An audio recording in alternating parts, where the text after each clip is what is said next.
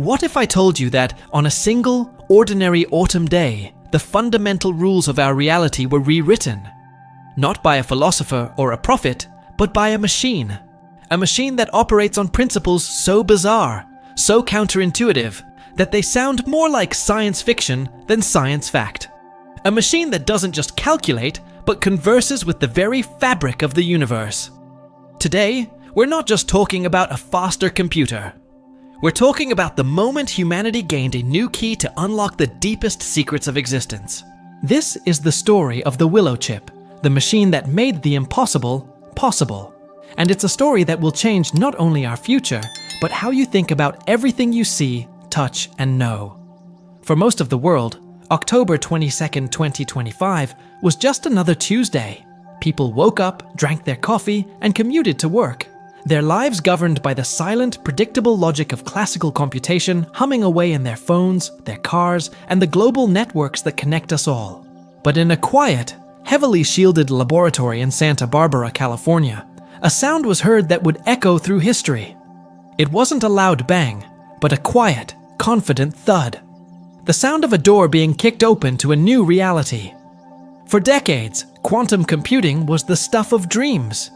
It was the someday technology, perpetually 20 years away. We saw it in Hollywood blockbusters and read about it in theoretical physics papers. It was a beautiful, elegant concept sketched on whiteboards, a mathematical promise of a power so vast it bordered on godlike. But it remained just that, a promise.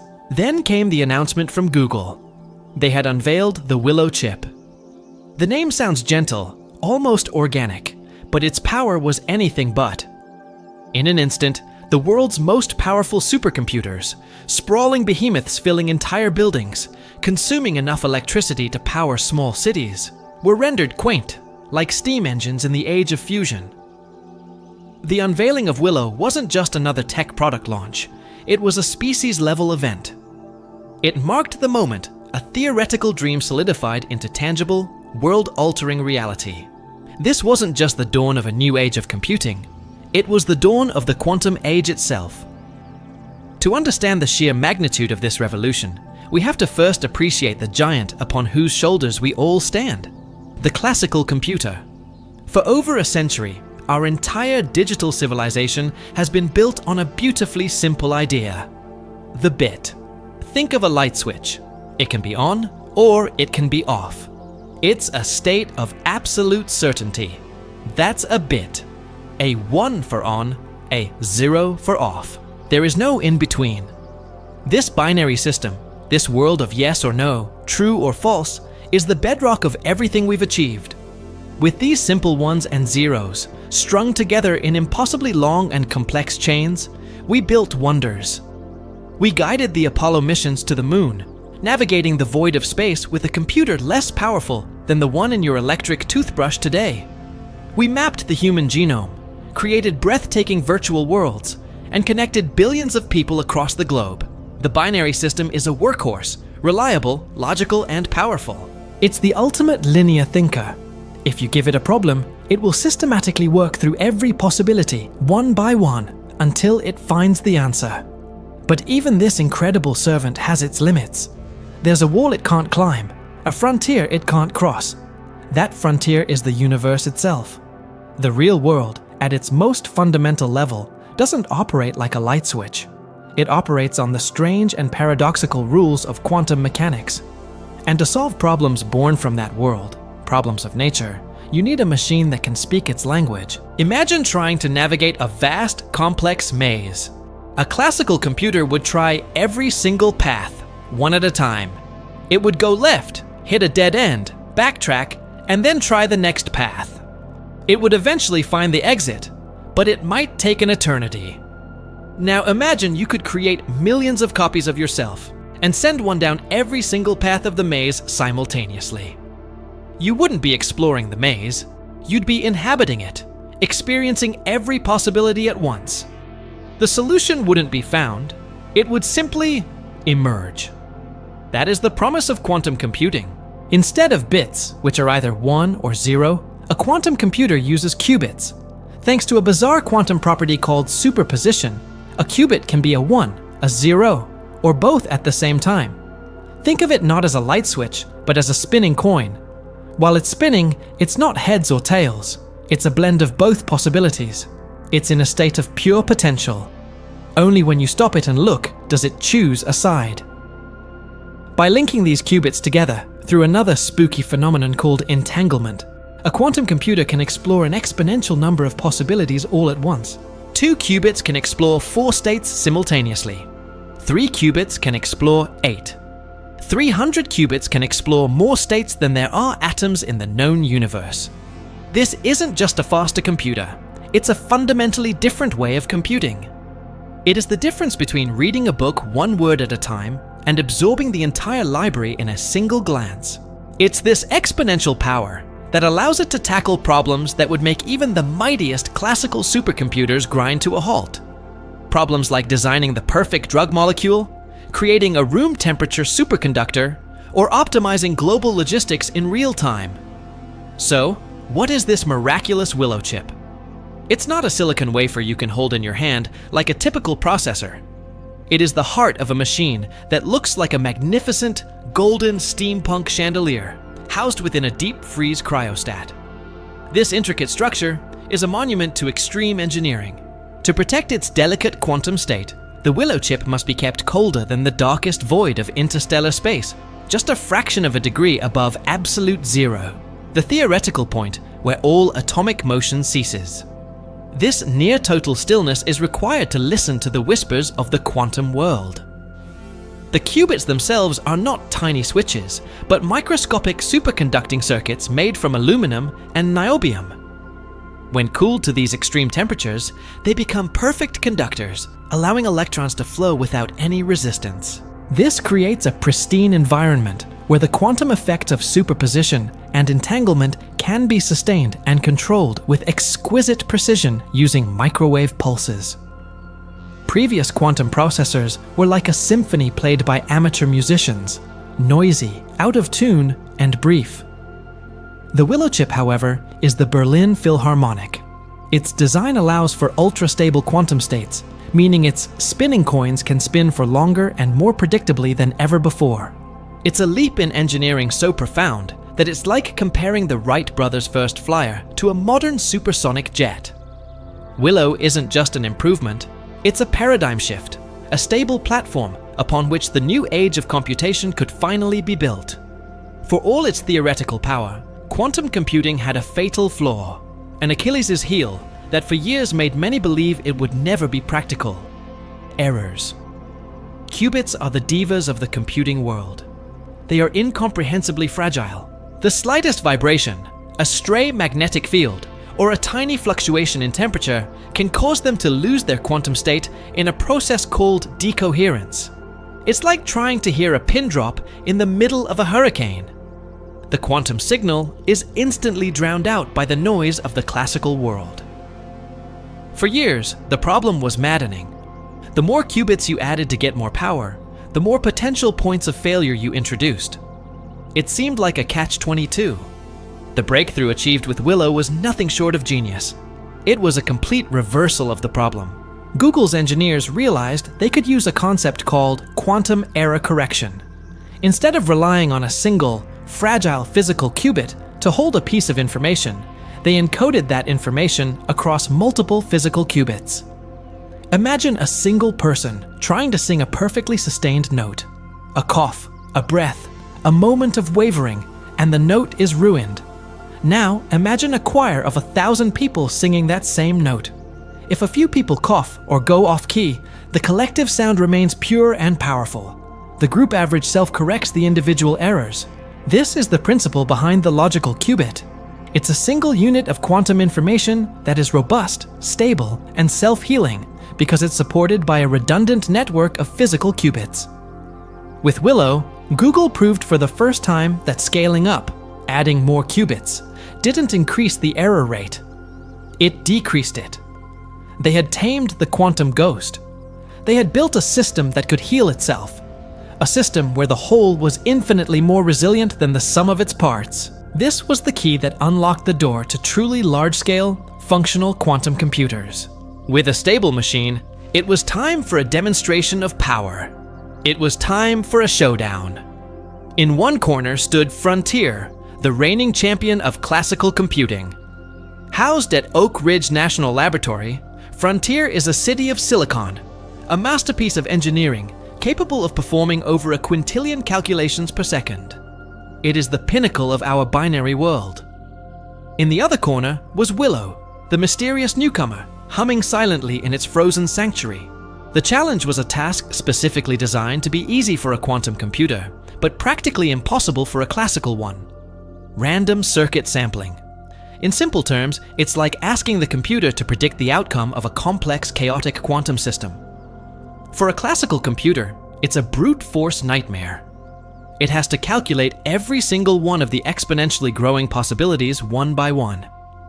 For a quantum computer, it's like asking a fish to describe water. It's its native environment. The results were staggering. They were a declaration of a new world order. Willow completed the assigned task in under 5 minutes.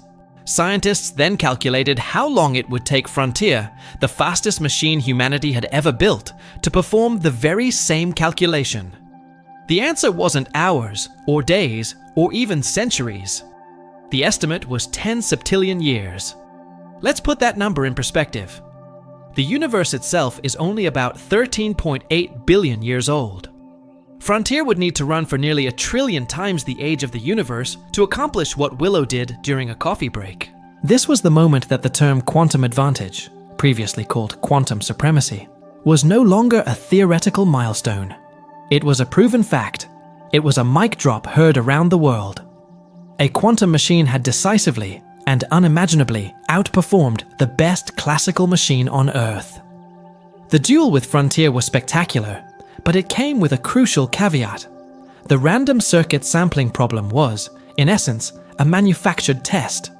It was like building a race car that can go 1,000 miles per hour, but can't turn or drive on a normal road. It was a stunning proof of concept, but it didn't solve a real-world problem. Skeptics rightly asked, "That's amazing, but what can you do with it?" This is where the story pivots from a demonstration of raw power to the beginning of true utility. The Google team knew they needed to bridge the gap between a theoretical benchmark and a practical, verifiable application. They needed to create a task that was not only hard for classical computers, but also produced a result that could be checked and used for scientific discovery. Their solution was a groundbreaking new algorithm, a piece of quantum software that would become the first killer app for this new era of computing. Published in the prestigious journal Nature, it was called Quantum Echoes, and it represented the moment quantum computing graduated from a lab experiment to a legitimate scientific instrument. So, what is this Quantum Echoes algorithm? Imagine you're standing at the edge of a vast, dark canyon. You want to map its hidden contours, to understand its shape. So, you shout into the darkness. A moment later, an echo returns, and from the timing and quality of that echo, you can infer something about the canyon's structure. The Quantum Echoes algorithm is a profoundly more sophisticated version of this idea, but for the flow of information in a quantum system, it works like a kind of time reversal sonar. First, the algorithm sends a pulse of information forward in time through a quantum system of interacting qubits. It lets the information spread, scramble, and become complex, like ripples expanding in a pond. Then, at a precise moment, it pokes one of the qubits, disturbing the system ever so slightly. Here comes the magic.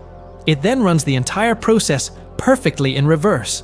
In a perfect, undisturbed system, the information should return to its exact starting point, like a movie played backward. But because of that tiny poke, the returning echo is slightly off. By measuring the difference between the original state and the final echo, scientists can map how that tiny disturbance rippled through the entire system. This allows them to witness the famous butterfly effect at the quantum level, to see how a single qubit's change influences everything it's entangled with. This is a process that is fundamentally impossible for a classical computer to simulate accurately, because the number of interactions grows exponentially. With quantum echoes, scientists could finally watch quantum dynamics unfold, not just theorize about them. With this powerful new tool in hand, they once again pitted Willow against Frontier. This time, The task wasn't a contrived benchmark. It was a real physics simulation using the quantum echoes algorithm. The results were just as decisive, but far more meaningful. Tasks that would have taken Frontier years to simulate, Willow completed in minutes. But the most crucial part was this. The results were verifiable. Scientists could run the quantum simulation on Willow and then run a smaller, simplified version on Frontier. Where they overlapped, the results matched perfectly. This proved that Willow wasn't just producing random noise, it was accurately simulating physics. This was the final piece of the puzzle. It established quantum computing not just as a faster calculator, but as a credible, reliable, and indispensable tool for scientific discovery. The era of theoretical experiments was over. The era of quantum-powered science had begun. With this newfound credibility, the floodgates of possibility opened. The quantum echoes algorithm, and others that would follow, gave humanity a lens to see the world at its most granular level. For the first time, we could accurately simulate the behavior of molecules with a precision that was previously unthinkable. Think about drug discovery. For decades, it has been a process of educated guesswork and brute force trial and error, testing thousands of chemical compounds to see if one works. It's slow, expensive, and often fails. With a quantum computer like Willow, we can now design a drug molecule from the ground up, simulating exactly how it will interact with a specific virus or protein in the human body before ever synthesizing it in a lab. This could slash the time to develop new life-saving medicines from a decade to a matter of months. Consider materials science. We could design catalysts that pull carbon out of the atmosphere with perfect efficiency, or create novel materials for batteries that could power a car for thousands of miles on a single charge. We could invent room-temperature superconductors that would lead to lossless power grids and revolutionary new forms of transportation. We are no longer limited to discovering materials. We can begin to design matter itself, atom by atom. This is the ultimate form of engineering, and it opens the door to solving some of humanity's most pressing challenges, from clean energy to sustainable agriculture. As if this wasn't revolutionary enough, another convergence is happening. The marriage of the two most powerful technologies ever conceived: quantum computing and artificial intelligence. This isn't just a partnership. It's a powerful feedback loop where each technology accelerates the other. On one side, AI is already being used to design better quantum chips. Machine learning algorithms can analyze the complex designs of quantum processors and suggest improvements to reduce errors and increase stability far faster than any human engineer could. AI is helping to build a better home for quantum computation. On the other, more explosive side, quantum computing is poised to revolutionize AI. The field of quantum machine learning, QML, could solve optimization problems that are currently intractable. Imagine trying to optimize the entire global supply chain in real time to respond to a natural disaster. A classical AI would have to sift through a near infinite number of variables. A quantum AI could see all possibilities at once and find the absolute optimal solution instantly. This could lead to hyper-intelligent financial models that predict market crashes, climate models that can accurately forecast weather patterns years in advance, and logistics networks that operate with zero waste. It will create smarter, faster, and more efficient systems that will fundamentally reshape our economies and societies. Quantum isn't just giving AI a faster engine, it's giving it a new dimension to think in. This incredible moment in 2025 didn't appear out of thin air. It was the culmination of a deliberate, methodical journey, a roadmap laid out by Google and other research institutions years in advance.